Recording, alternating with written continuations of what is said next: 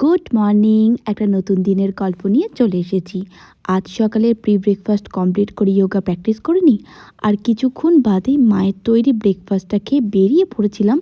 আমার ডক্টরের অ্যাপয়েন্টমেন্ট ছিল, তার জন্য মাকে বললাম আজকে একা গিয়ে দেখিয়ে আসবো। আর দেখিয়ে কিছুক্ষণের মধ্যেই ফল নিয়ে বাড়িতে ফিরে যাই। তাড়াতাড়ি করে স্নান সেরে বসে পড়ি লাঞ্চ করার জন্য। আজ লাঞ্চের মেনুতে ছিল ভাত আর চিকেন। এই শীতের সময় রোদ পোয়াতে পোয়াতে ভাত খাওয়ার যে মজাটা, এমনি চিকেন হলে যা মজা থাকে তার 3 গুণ 4 গুণ তো বেড়েই যায়। তাড়াতাড়ি করে লাঞ্চটা কমপ্লিট করলাম, আর কিছুক্ষণের মধ্যেই অর্ডার দেওয়া জিনিসপত্রগুলো এই আঙ্কেলটা এসে দিয়ে চলে গেছিলো।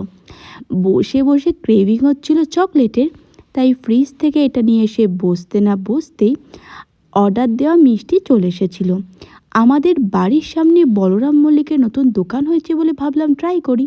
এবার তো কোনো পিঠেপুলি হয়নি, কিন্তু এত ভালো দোকানে এত খারাপ মিষ্টি হবে এটা কল্পনার বাইরে ছিল। আর এইভাবে আমি আমার আজকের দিনটা কাটালাম। আমার এই ধরনের ভিডিও ভালো লাগলে ভিডিওটা লাইক শেয়ার করে পেজটা ফলো করে পাশে থেকো।